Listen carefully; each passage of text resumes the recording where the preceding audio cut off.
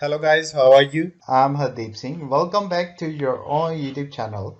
IELTS updates and recent exams. For more updates related to recent IELTS exam writing test topics, listening, reading, practice test, and speaking, you got guesswork.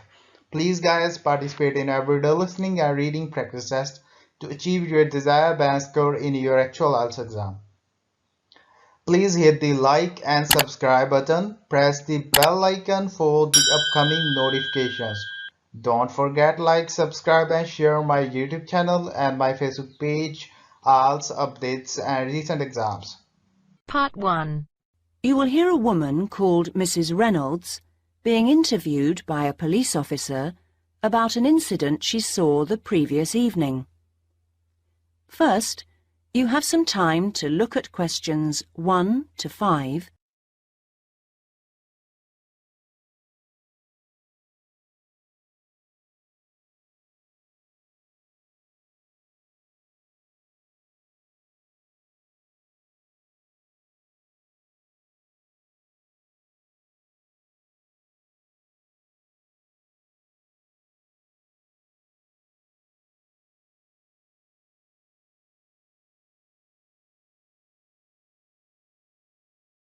Well, if you can just tell me everything you remember, it doesn't matter how trivial it seems.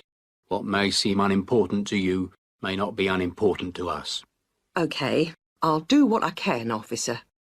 Well, as I said, I'd just come out of the cinema on the high street, so it was about 8 o'clock, just before 8, in fact. I'd been to see a film with a friend, and she'd just gone off home. So I was just standing there wondering what to do, whether to go and have a cup of coffee somewhere or not. I was just standing there, minding my own business, when I suddenly heard someone shouting directly opposite me outside the library. Not screaming, just shouting. It sounded like the voice of an elderly woman. "They've got my bag! They've got my bag!" she was shouting.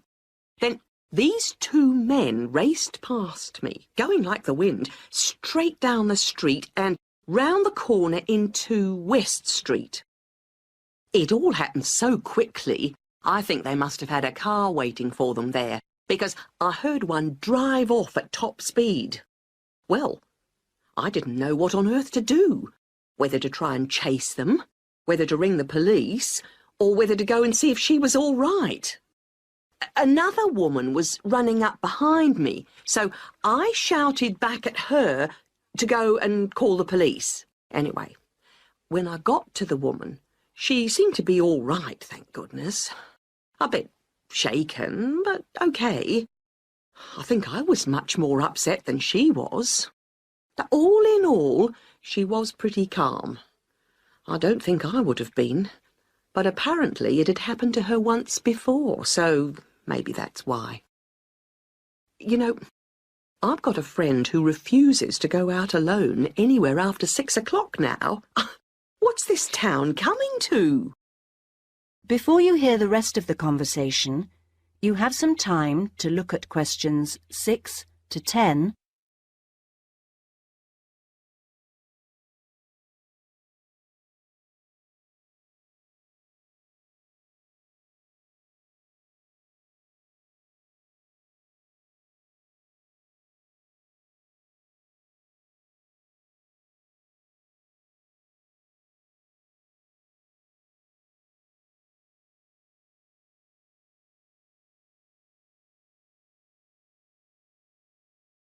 Well, anyway, she just kept saying, "I didn't see a thing. I didn't see a thing." One of them had just pushed her from behind, and as she put out a hand to steady herself, the other one had just taken the bag from under her arm, and then he raced off across the road. I asked her what she'd had in it, and she said she'd had her purse with about £15 in it, but no chequebook or cards or things like that, and luckily she had her front door key in her pocket. Oh, and she'd had her bus pass taken too. Let's get back to the two men, if we can. Just tell me everything you can remember about them. Well, there was a younger one and an older one. Well, let's start with the younger one, shall we? Well, age first then. He only looked about 17, not more, something like that. Neither very tall nor small. Sort of slim build. Not anybody you'd notice. Nothing particularly special about him. An ordinary-looking sort of bloke. He had curly black hair, which was quite long, but apart from that, as I say, not someone you'd notice in a crowd. Nothing really distinct about him at all. But the other one, the older one, he was different. Different? Yes, different. I feel as if I'd know him anywhere again. I got more of a look at him because he ran across the road more slowly than the younger man. I remember being surprised because he was quite a bit older than the other one. I'd say about 35. Funny, because you don't think of people of that age snatching handbags in broad daylight like that, do you? He was quite a bit smaller than the other man and medium build. What did he look like? You didn't give the officer much information last night. Well, I did get quite a good look at his face. No beard or moustache, clean-shaven, and quite smart-looking, really. He had light brown hair cut very short, a sort of army haircut. And there was another thing. Thinking about it all last night, over and over again, I'm almost sure he had a small scar on his chin. Now, I didn't tell the other policeman that last night, but in my mind, each time I see his face, I can see one. A scar on his chin? Oh, that could be important. Thank you, Mrs. Reynolds. You've been really helpful. If you really think you'd recognise him again, then what we'd like you to do later this morning, if you can, is to come down to the police station and look at a few photographs for us. See if any of those ring a bell. That is the end of part 1. You now have half a minute to check your answers.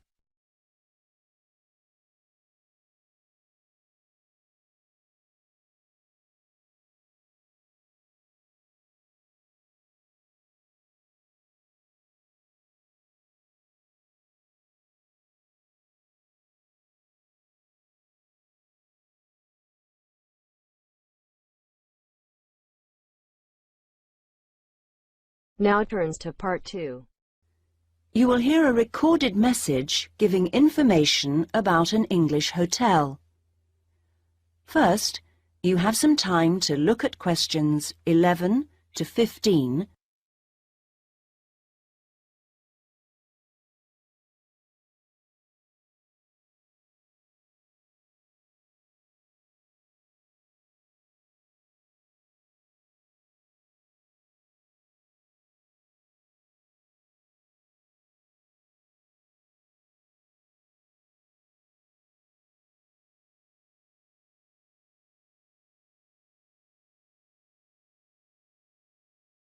Welcome to the Bridge Hotel Information Line.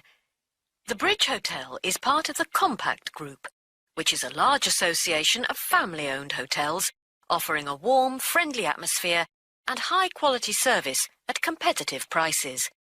All of them cater for a wide range of people, from business to leisure clients.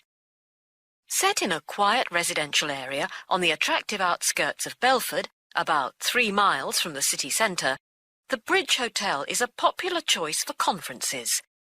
After recent refurbishment and expansion, it now has 25 double rooms and 20 singles. All 45 are en suite with TV and coffee and tea making facilities. The Bridge Hotel is set in 3.5 hectares of grounds, with an open-air swimming pool and 4 tennis courts. There is also a newly opened gym with fitness suite, which is considered one of the best equipped in the area. Non-resident membership is available. We have a fully licensed restaurant for residents and non-residents, which provides a wide range of dishes with a particular focus on dishes from around the world. For the discerning business customer, We have designated business rooms with phone links allowing full internet access. Our conference facilities cater for up to 200 delegates, and we are able to offer transport to guests to and from Birmingham Airport at a small extra cost. Before you hear the rest of the message, you have some time to look at questions 16 to 20.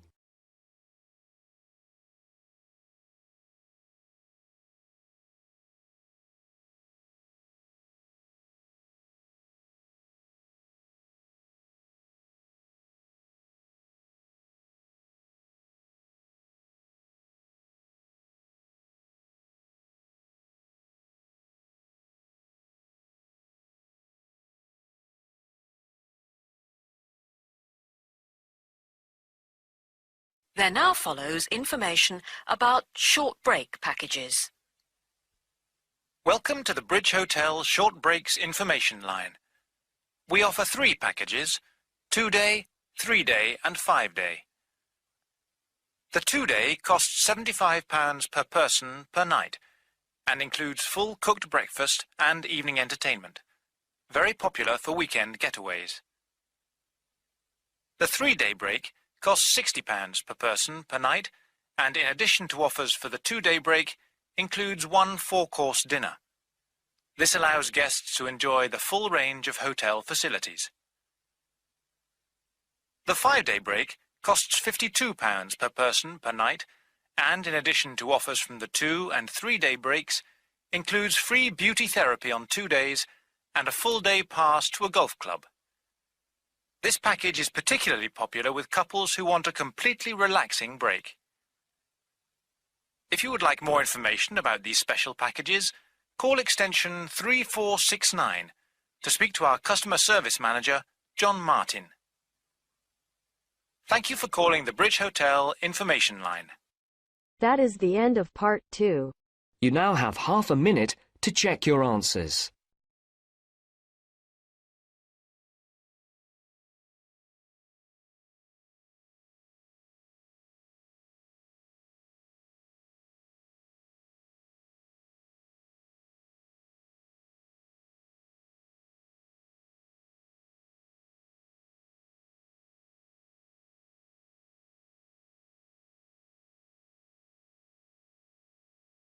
Now turns to part 3.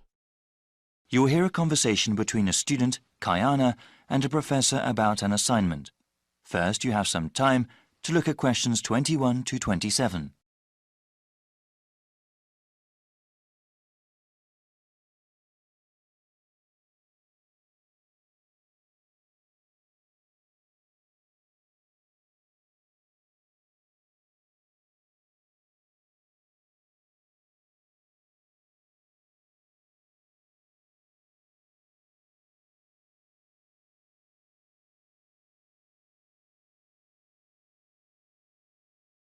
Hi, Dr. Reed. Are you busy right now? Do you mind if I come in for a second? Hey, Kiana. No, I don't mind at all. Thanks. I just wanted to say that I'm enjoying your Urban Studies course and that I'm having some trouble with the first assignment. Okay, no problem. What do you want to ask? This is my first time writing a paper of this length. All right. What sort of trouble are you running into? Well, writing more than 10 pages is actually turning out to be quite a task. I've been rereading some of the material, and I'm just not sure how to approach the assignment. Yes, it takes some time to get used to academic writing assignments. More time than I expected, really. I also want to do a really good job on the assignment. I don't want to put a half-hearted effort into it. I'm glad to hear that. I'll say that these assignments get easier to manage as time goes on. That's a small relief. I mean, it gets easier to plan the assignment and to organize one's time. But it still takes hard work and a sincere effort to produce a good piece of academic writing. My role is to guide you to the readings I think are the most relevant and to give you tips on managing your time. Okay, could we talk about the readings then? Sure. We can go over them. I guess I want to ask about the Coal House text first. It seems like a pretty interesting book. But sometimes a bit over the top, no? I would recommend reading just the first part of the book. It's the most relevant to the assignment that I gave you. The rest of the text goes on about a topic we will cover later in the semester. All right, I'll just read the intro then. As for the Peely article, oh, did you read that one? Yes, I accessed it online and then printed it out. Okay. I would recommend you review that again. Also, remember what I said about the Liebskid article? I think you told the class to focus on the research methods, right?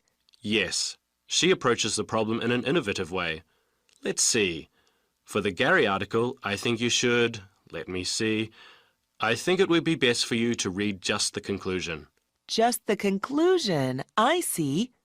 Yes, I would ask you to read the whole thing, but this way would be more efficient. Speaking of which, you should not bother reading the Wolfson article. Yeah, it didn't seem particularly relevant to the topic. Let's see. Any other reading you wanted to talk about? Let me see. Yes, the Cudler article. What do you think of that one? Ah, yes. How could I forget? That one is pretty central to the topic. I really think you must go over it again. Before you hear the rest of the conversation, you have some time to look at questions 28 to 30.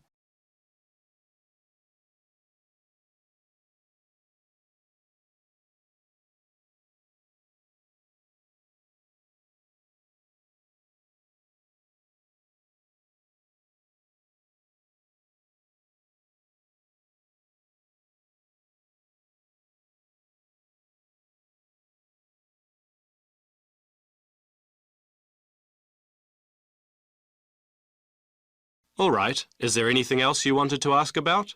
Yes, I wanted to ask about the line graph that you provided. It seems that the legend identifying the different parts is not there. Ah, it must not have been photocopied correctly. Here, let me explain them. They all represent percentages of the population in Manassas, okay? Line 1 here at the top is the percentage of people who were born in a foreign country. Born outside the country. Okay, and this one? The next line down, line 2 refers to the percentage of people with citizenship. All right, got it. Those making a middle-class wage are represented by the 5th line down. Okay, middle-class wage earners. And the line number 4? That is the percentage of people with a college education or higher. All right, and the one in the middle? That one is the percentage of population who are married and have children. Got it. Thank you so much, Dr. Reed. I really appreciate your help. That is the end of part 3. You now have half a minute to check your answers.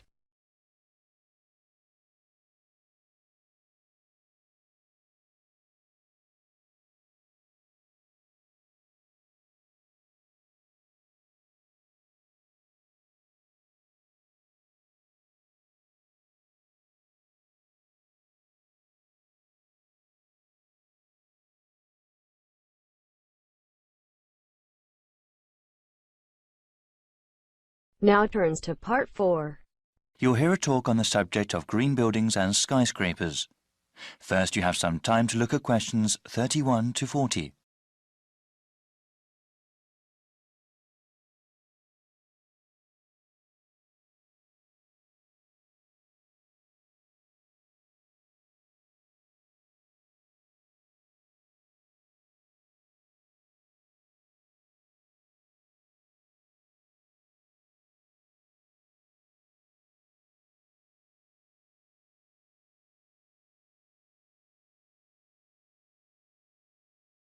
Good morning, everyone. Today I am here to talk about the construction of green buildings.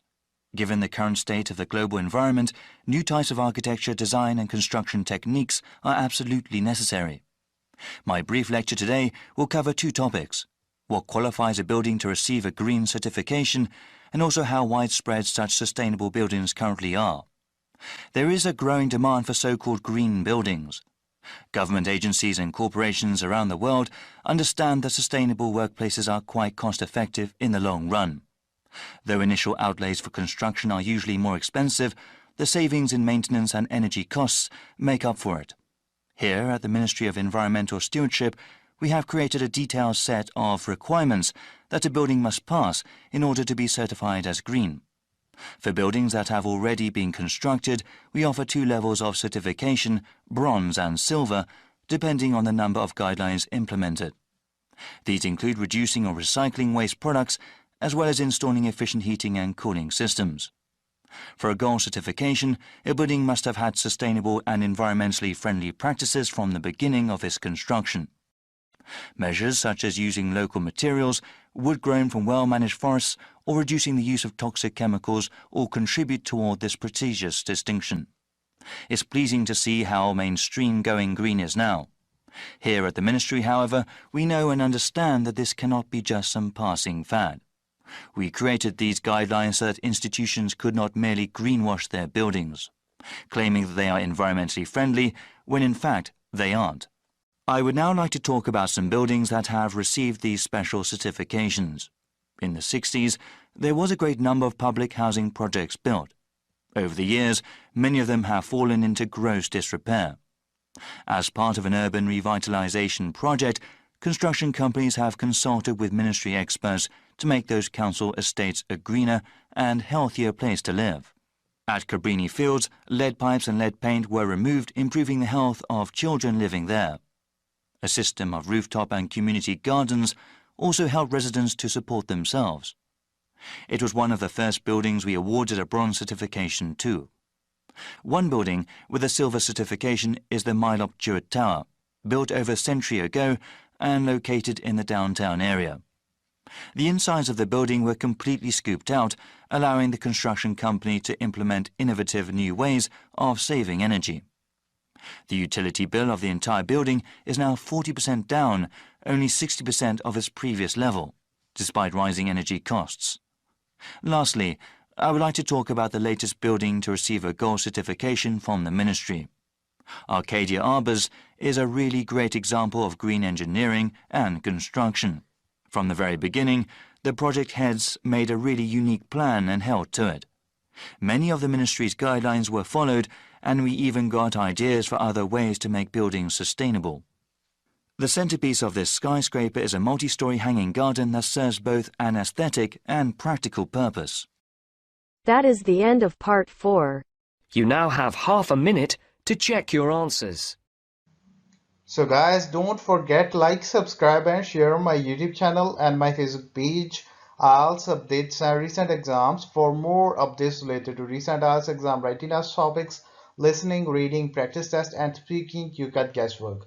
Please guys, participate in everyday new IELTS listening and reading practice tests to achieve your desired band score in your actual IELTS exam. For more IELTS material, visit my official website www.ieltsupdatesandrecentexams.com. The link is given below in the description. If you need PDF files of latest IELTS material, then please join my Telegram channel. So guys, please write your score below the comment section. Again, thanks for listening. God bless you all guys. Stay tuned, stay safe.